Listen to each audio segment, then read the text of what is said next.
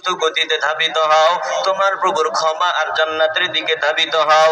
আরদুহাস সামাওয়াতু ওয়াল আরদু, যেই জান্নাত আসমান জমিনের সমান।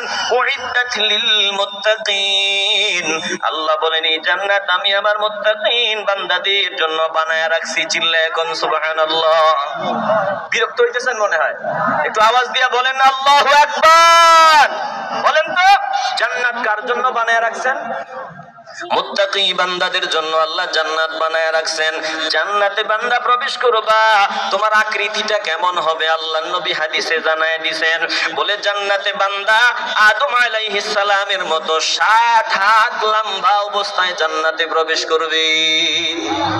এই বাইকটা থাকবেন না, খাটো থাকবেন না, আপনার উচ্চতা হবে 60 হাত লম্বা। বলে 30-33 বছর যৌবন প্রাপ্ত বান্দা জান্নাতে প্রবেশ করবে। চিল্লা এখন না আল্লাহু আকবার।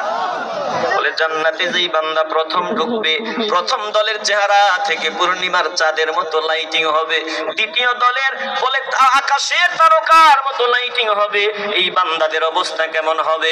জিন্দেগিতে পেশাব পায়খানা হবে না, নাকের শ্লেমা, সত্যি হলে নাকের শ্লেমা বের হয়, মানুষ দেখলে ঘৃণায়। বলে জান্নাতে বান্দা নাকের ময়লাও বের হবে না। খাওয়া দাওয়া যা খুশি খাবা, যেটা তোমার দরকার সামনে হাজির। বলে বান্দা খাবার খাবে, এগুলো যাবে কই? বান্দার মাঝে মধ্যে একটা ঘাম দিবে। দুনিয়াতে ঘাম দেওয়ার পর দুর্গন্ধ, সাবান দিয়া গোসল করা লাগে বলে ঘামের দুর্গন্ধ।